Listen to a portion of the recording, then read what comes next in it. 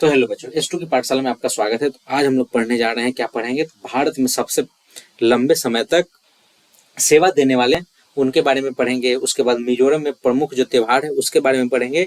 Colombia में जो विमान हादसा हुआ है उसके बारे में पढ़ेंगे। उसके बाद हम लोग इसमें क्या पढ़ेंगे, टीबी महोत्सव जो मनाया गया है ऐतिहासिक, उसके बारे में हम लोग पढ़ेंगे।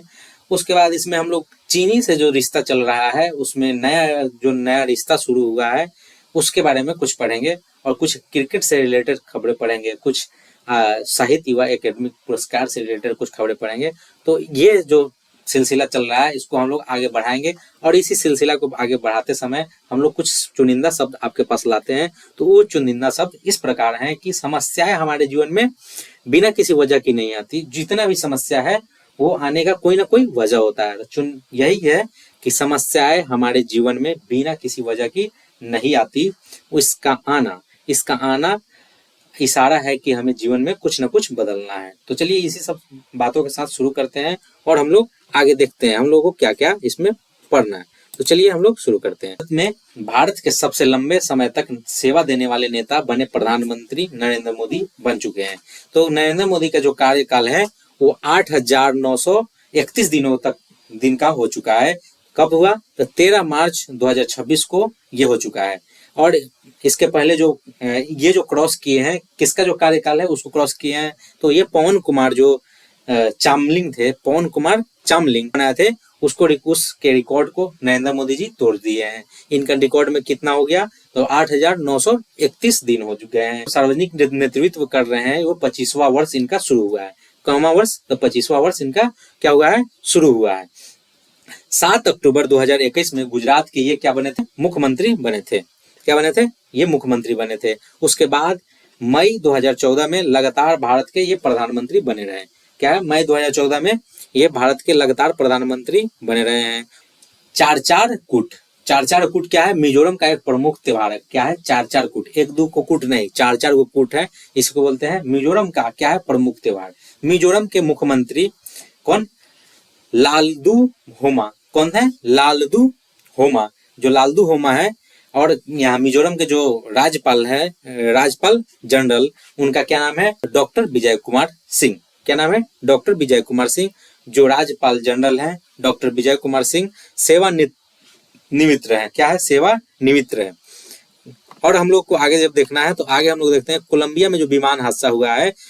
कोलंबिया में क्या हुआ है? विमान हादसा हुआ है। कोलंबिया में जो विमान हादसा कब हुआ है? तो 23 मार्च 2023 को हुआ। कब हुआ? तो 23 मार्च 2023 को।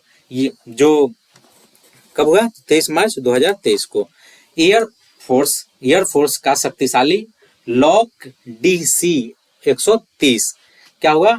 हरक्यूलिस विमान या टेक ऑफ जो होता है उसके दौरान क्या हुआ? वो क्रैश कर गया। उसमें 110 सैनिक की मौत हो गई। कितने सैनिकों की मौत हो गई? 110 सैनिकों की मौत हो गई। राजधानी कहाँ है? कोलंबिया की राजधानी कहाँ है? तो बोगोटा है। क्या है? कहाँ है? तो बोगोटा। कहाँ है? कोलंबिया की राजधानी बोगोटा। यह दक्षिण अमेरिका महाद्वीप में आता है। कहाँ पे आता है? तो ये दक्षिण महाद्वीप के अंदर आता है। कौन? बोगोटा जो है दक्षिण महाद्वीप के अंदर आता है। यहाँ के प्रधानमंत्री राष्ट्रपति जो है, यहाँ के राष्ट्रपति कौन है? Gustavo petro. कौन है? Gustavo petro. राष्ट्रपति कौन है? Gustavo petro. अब हम लोग को देखना ICC men's player of the month. पुरुष खिलाड़ी कौन है? तो पुरुष खिलाड़ी है साहिबजादा फरहान। कौन है? साहिबजादा फरहान। ये कहाँ के हैं? तो पाकिस्तान के हैं। महिला खिलाड़ी का नाम है अरुंधति रेड्डी। क्या नाम है? अरुंधति रेड्डी। ठीक है, ये कहाँ के? इंडिया के अरुंधति रेड्डी। 7 साल बाद क्या हो रहा है? शुरू हो रहा है। 7 साल बाद फिर शुरू हो रहे हैं। कहाँ से शुरू हो रहा है? लिपू लेख दर्रा से व्यापार का जो सिलसिला है वो शुरू हो रहा है। कौन से दर्रा से शुरू हो रहा है? तो लिपू लेख दर्रा से शुरू हो रहा है। भारत चीन के रिश्ते की नई पहल। तो इसमें क्या है? लेपू लेख दर्रा कहाँ है? तो लेपू लेख दर्रा कहाँ है? तो उत्तराखंड में। कहाँ है लेपू लेख दर्रा? तो उत्तराखंड में है। सिपकिल्ला दर्रा कहाँ पड़ता है? तो हिमाचल प्रदेश में पड़ता है। नाथुल्ला दर्रा कहाँ है? तो सिक्किम है। नाथुल्ला दर्रा कहाँ पड़ता है? सिक्किम है। अब दर्रा किसको बोलते हैं? तो आपको माइंड में आता होगा दर्रा किसको बोलते हैं? दो जैसे पहाड़ी है, पहाड़ी के बीच से बीच जो काट के हम लोग रास्ता बनाते हैं उसी को क्या बोलते हैं? दर्रा बोलते हैं। मतलब जब पर्वत श्रृंखला बहुत ऊंचा हो, बहुत क्या हो? ऊंचा हो, दुर्गम होती है, क्या होता है, दुर्गम होता है उससे आना जाना, तो उसके बीच में हम लोग क्या करते हैं, नीचे नीचे से हिस्सा को काट कर क्या करते हैं, हटा देते हैं। जहां से पर्वत के बीच में क्या हो जाता है, एक दूसरे से आया, एक दूसरे की तरफ आना जाना हो जाता है, उसी को क्या बोलते हैं, दर्रा बोलते हैं। ठीक है, उसको क्या बोलते हैं, दर्रा बोलते हैं। अब हम लोग आगे देखते हैं विश्व तपेदिक दिवस कब मनाया जाता है, तो 24 मार्च 2026 को मनाया गया। कब मनाया गया, तो 24 मार्च 2026 को विश्व तपेदिक दिवस मनाया गया। इसका जो थीम था क्या था, तो इसका थीम था, हाँ, हम टीबी को खत्म कर सकते हैं, जन जन का रखे ध्यान, टीबी मुक्त भारत अभियान। ये जो टीबी का जो अभियान चल रहा है, इसी को मुक्त करने के लिए विश्व तपेदिक दिवस मनाया गया। ठीक है, इस किसके लिए, तो विश्व तपेदिक दिवस का जो ऐतिहासिक इतिहास और महत्व है उसके बारे में हम लोग देखते हैं। इतिहास जो है इसका 24 मार्च 1882 के डॉक्टर रॉबर्ट कोच ने टीबी पैदा करने वाली बैक्टीरिया माइकोबैक्टीरियम ट्यूबरक्लोसिस की घोषणा की थी। कब की थी, 1882 में। किन्होंने की थी, तो रॉबर्ट कोच ने। जो ये बैक्टीरिया होता है जिससे टीबी होता है, उस बैक्टीरिया का क्या नाम है, टीबी होता है। क्या होता है, तो माइक्रोबैक्टीरियम ट्यूबरक्लोसिस। क्या होता है, माइक्रोबैक्टीरियम ट्यूबरक्लोसिस। टीबी एक क्या है, संक्रमण बीमारी है। क्या है टीबी, तो संक्रमण बीमारी है, जो मुख्य रूप से किससे होता है, तो किसको प्रभावित करता है, तो हमारे फेफड़ा को प्रभावित करता है। यहाँ से जो ये दिख रहे हैं, ये डायफ्राम है, इसी को, ये क्या है, ये पूरा क्या है, इसी को फेफड़ा बोलते हैं। अंदर क्या होता है, फेफड़ा, उसी को प्रभावित करता है। यह हवा के माध्यम से फैलता है और संक्रमण, जैसे कोरोना क्या था, हवा के माध्यम से फैलता था, वैसे ही ये भी क्या होता है, हवा के माध्यम से फैलता है। संक्रमित व्यक्ति के खांसने और छागने से करेगा, और छींकेगा तो उससे भी फैलता है। क्या नाम है, माइक्रोबैक्टीरियम ट्यूबरक्लोसिस। ये टीबी मुक्त भारत लक्ष्य, जो ये टीबी जो देख रहे हैं, ये टीबी देख रहे हैं, जो टीबी का जो लक्ष्य है खत्म करने का, भारत से मुक्त करने का, वो लक्ष्य जो है कब का है, तो 2030 तक इसको क्या करना है, अलविदा कर देना है, खत्म कर देना है। ठीक है, ये साहित्य अकादमी 2025 किसके बारे में, साहित्य अकादमी 2025, उसके बारे में हम लोग देखते हैं। तो साहित्य अकादमी 2025 के बारे में, तो देखिए, हिंदी भाषा के जो पुस्तक है जीते जी इलाहाबादी, लेखक का क्या नाम है, ममता कालिया। अंग्रेजी जो पुस्तक है उसका नाम है क्रिम्सन स्प्रिंग।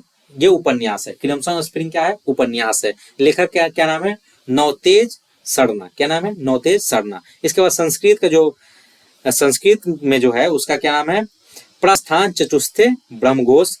ये क्या है, कविता है। लेखक का क्या नाम है, महामहोपाध्याय। क्या नाम है, साधु भदेन्द्र दास। उर्दू में जो लिखा हुआ है उसका क्या नाम है, फड़ जारी है, जो क्या है, कविता है। उसके जो लेखक हैं उनका क्या नाम है, पाल सिंह बेताब। और मैथिली में जो पुस्तक है उसका क्या नाम है, धात्रीपात संगाम। लेखक डॉक्टर महेंद्र झा। लेखक का क्या नाम है, डॉक्टर महेंद्र झा। ठीक है, ये देखिए, साहित्य एकेडमिक अवार्ड 2025, साहित्य एकेडमिक अवार्ड 2025 जो है वो मिला है किसको, ममता कालिया को। ममता कालिया क्या थी, ये थी हिंदी की राइटर थी, जिनको क्या मिला है, अवार्ड मिला है हिंदी हर, किसके लिए, जीते जी इलाहाबाद के लिए इनको मिला है। और इंग्लिश के लिए किसको मिला है, तो क्रिम्सन स्प्रिंग जो है नवतेज शरण के लिए, नवतेज शरण को जो राइटर है उनको मिला है award English novel crimson spring. तो ठीक है, तो थैंक यू सो मच, आप पूरे लेक्चर को देखें, बहुत बहुत धन्यवाद, टाटा बाय बाय।